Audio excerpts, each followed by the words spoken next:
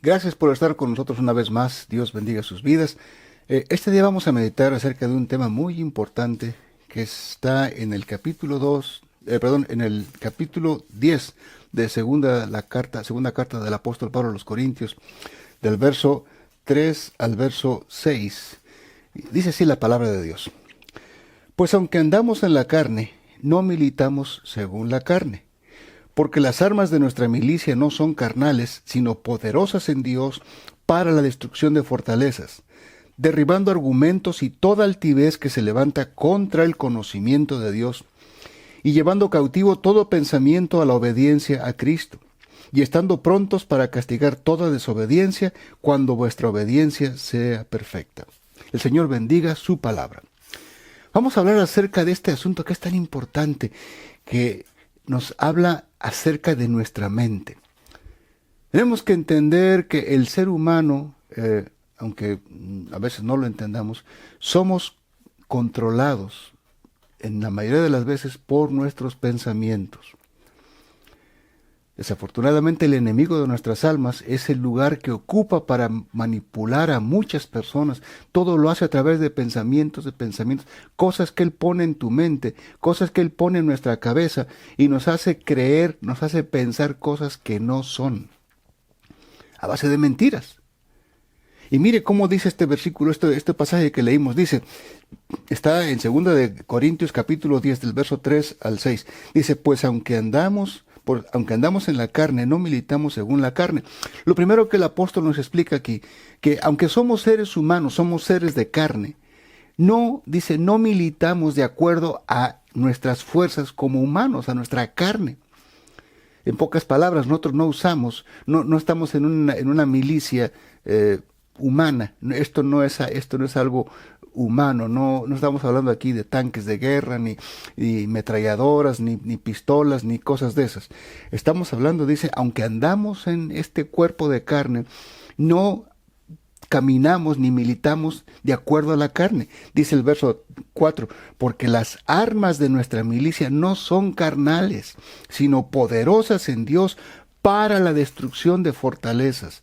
Esto es algo importantísimo que tenemos que entenderlo.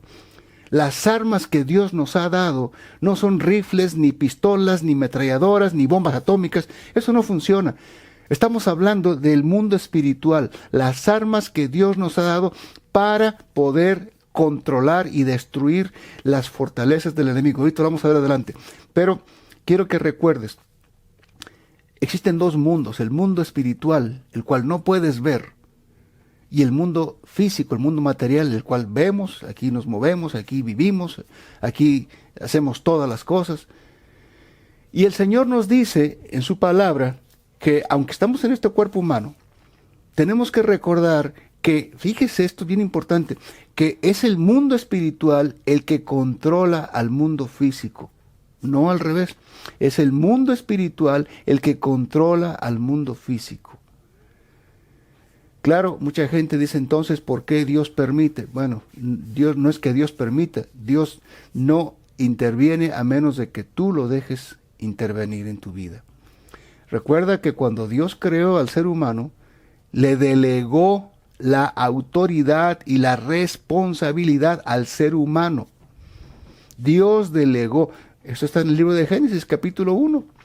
Dice que cuando Dios creó al ser humano dijo, hagamos al hombre a nuestra imagen y semejanza y señoree. Esa palabra señoree quiere decir tenga dominio, sea el que controle, sea el que haga como él quiera, el que sea soberano. Entonces Dios nos dejó esa responsabilidad. Pero Dios les dijo, yo voy a estar con ustedes siempre y cuando me obedezcan. Pero el día que me desobedezcan, el día que coman de ese árbol que les había prohibido comer, dice, ese día van a morir, como diciendo, ese día se separan ustedes de mí.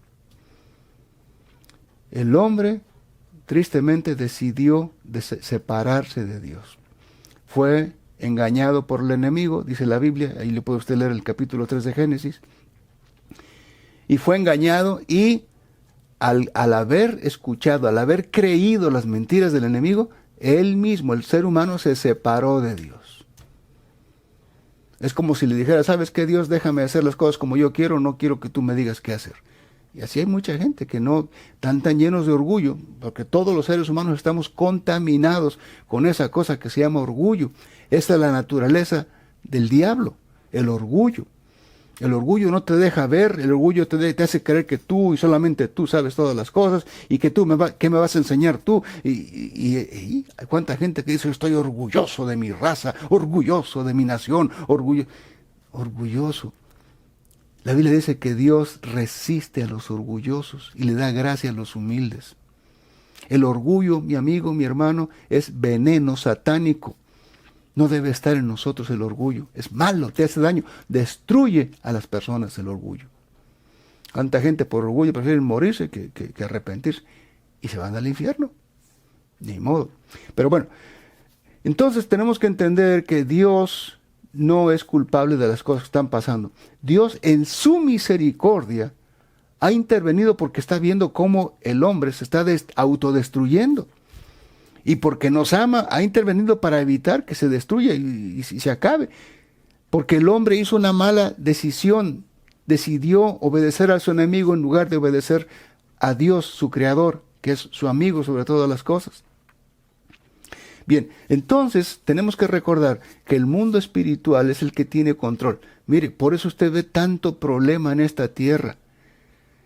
¿De dónde vienen todos esos pensamientos? ¿De dónde viene todo eso? La violencia viene del mismo demonio que influencia a las personas, influye en ellas, las manipula, les pone pensamientos y voy a hacer esto y voy a hacer lo otro y no me importa quién se me atraviesa y yo los mato. Oiga, es el diablo. Por eso le digo, el mundo espiritual tiene influencia sobre el mundo material. Y ese es el problema, que si mientras no entendamos esto, pues estamos en esclavitud, estamos dependiendo, estamos a la deriva, pues no a la deriva, sino a expensas de lo que el enemigo quiere hacer con el ser humano. Pero cuando tú conoces a Dios y sabes quién eres en Jesús y sabes la autoridad que el Señor te ha dado a ti como hijo de Dios, entonces las cosas cambian. Pero mientras tú no lo hagas, estás en esclavitud. Bien, dice aquí el apóstol, dice, aunque andamos en la carne, no militamos según la carne, porque las armas de nuestra milicia no son carnales, son poderosas en Dios. Mire, el poder nos los da Dios para vencer al enemigo. Dice, para la destrucción de fortalezas. Usted sabe que las milicias, los ejércitos en este mundo, siempre crean fortalezas, crean lugar. Una fortaleza es un lugar donde tienen ellos pues el control, por decir así, y está rodeado de armamento para que cualquier enemigo que pueda venir, antes de que ellos lo paran. Tanques de guerra, cañones, aviones, lo que usted quiera. Un ejemplo muy claro es lo que pasó durante la Segunda Guerra Mundial, durante la invasión a Normandy. La historia nos relata cuando los aliados se juntaron en Inglaterra para venir a atacar a Hitler, que había tomado casi toda Europa y al norte de Francia. Dice la historia, que pues los americanos, junto con toda la gente que se habían aliado con ellos, vinieron y desembarcaron en las costas de Normandía para acabar con todo lo que tenían ahí. Pero los alemanes tenían una fortaleza ahí. Si usted ha visto las películas de lo que sucedió ahí, fue una matazón terrible. Pero gracias a Dios al final pudieron vencer todas esas fortalezas, las destruyeron y acabaron con toda la oposición que había ahí. Pero bueno, eso se lo explico por qué. Porque la Biblia dice que el enemigo crea fortalezas en la mente de los seres humanos. Una fortaleza es algo que es una palabra o una creencia o una idea que el diablo pone para evitar que la palabra de Dios penetre. Y aquí la Biblia dice que las armas de nuestra milicia son poderosas en Dios. Y si vienen de Dios son poderosas y derriban esos argumentos, derriban esas fortalezas. Pero dice aquí en el verso 5, derribando argumentos y toda altivez que se levanta contra el conocimiento de Dios. Y llevando cautivo todo pensamiento a la obediencia a Cristo. Mire cómo la palabra de Dios nos lo explica tan claramente, que cuando usted toma la palabra de Dios y la toma para usted y se fortalece usted en ella, No importa con las mentiras que el diablo venga, usted las va a rechazar porque sabe usted que son mentiras. Le dije, el diablo crea fortalezas en la mente de las personas, les pone ideas, pensamientos, y mucha gente, lo triste, que se ponen de acuerdo con esas mentiras. Y a veces son capaces hasta de dar su vida por lo que creen. Pero eso usted lo ve en muchas religiones que están basadas en ideas, en fantasías o en cosas que no existen. El diablo es experto en engañar al ser humano. La Biblia dice que Satanás es el padre de las mentiras y engañó a Eva. La engañó. Fíjese nada más cómo Satanás siempre llega con sus sutilezas. Dios le había dicho, no comas de ese fruto, y Satanás llegó a decirle, Satanás siempre llega a cuestionar lo que Dios dice. Satanás siempre llega a poner en duda lo que Dios dice. Y Satanás llegó con Eva y le dijo, con que Dios te dijo que no comas de todo, con que, fíjese, el veneno satánico. Y Eva le dijo, no, Dios nos dijo que no comiéramos de ese fruto, porque moriríamos. Y el diablo le dijo, no vas a morir. Fíjese, contradiciendo lo que Dios había dicho, le dijo el diablo, no vas a morir. Si no sabe Dios que el día que comas de ese fruto, vas a ser como Dios, conociendo el bien y el mal. Yo te hago la pregunta, Eva comió y Adán comió, ¿se volvieron como Dios? ¿Te das cuenta cómo es una mentira? Porque no somos dioses. Somos seres humanos que venimos a quedar esclavos. Eso es lo terrible. Y lo más horrible es que quedamos contaminados con la naturaleza del enemigo, que es el orgullo. El orgullo no le deja al hombre, no lo deja ver, no lo deja entender, no tiene la mente abierta, clara para poder recibir la palabra de verdad, que es la palabra de Dios. Y entonces el ser humano quedó esclavo del enemigo. Y por eso hay tanto problema en esta tierra, para que te des cuenta quién está controlando la tierra.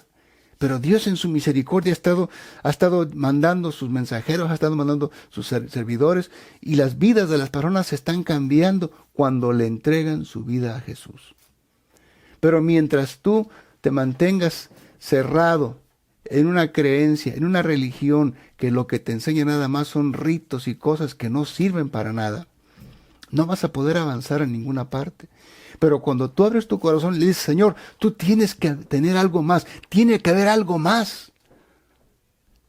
Créeme que en ese momento, cuando tú abres tu corazón y rindes tu voluntad al Señor, Dios comienza a obrar en ti. Porque Dios no te va a obligar a hacer las cosas, Él se va a esperar. Si tú no abres tu corazón, Dios no va a obligar a nadie. Dios quiere que nosotros voluntariamente le pidamos ayuda. Recuerda, fuimos nosotros los humanos los que lo echamos fuera. Fuimos nosotros los humanos los que decidimos obedecer al enemigo en lugar de obedecer a Dios. Por eso, ahora Dios dice, ¿quieres que te ayude? Pídemelo, háblame, invítame a entrar a tu corazón y yo lo voy a hacer. Pero mientras no lo hagas, mi amigo, mi hermano, el enemigo, con sus mentiras, con sus palabras, con sus ideas torcidas, chuecas y pervertidas, tiene controlada a la raza humana. Mira cómo está la violencia en este mundo. Mira cómo está la maldad. Pero todos aquellos que han conocido la verdad, sus vidas son distintas. Sus vidas han cambiado. Dios quiere darte experiencias sobrenaturales. No vas a poder conocer a Dios solamente porque alguien te lo platique. Necesitas tú mismo buscarle y decirle, Señor, quiero tener experiencias contigo, experiencias sobrenaturales. Nuestro Dios es sobrenatural. Él está sobre toda la creación, sobre la naturaleza. Por eso es sobrenatural, porque está sobre la naturaleza. Si tú abres tu corazón y le dices, Señor, perdóname porque mis pensamientos no han sido los rectos, no han sido correctos. Mis pensamientos no han sido lo que tú quieres que sean. Si tú quieres este día que Dios empiece a cambiar tu vida, abre tu corazón al Señor y dile, Señor, perdóname de todas mis maldades, reconozco que soy un pecador y que necesito tu salvación. Por favor, ven a tomar el trono de mi corazón y reina tú en mi vida. Cambia mi forma de pensar, mi forma de actuar. Te lo pido en el nombre de Jesús, te recibo, dile, como mi único y suficiente Salvador. Que Dios te bendiga, Dios te guarde y nos vemos en la próxima. Gracias.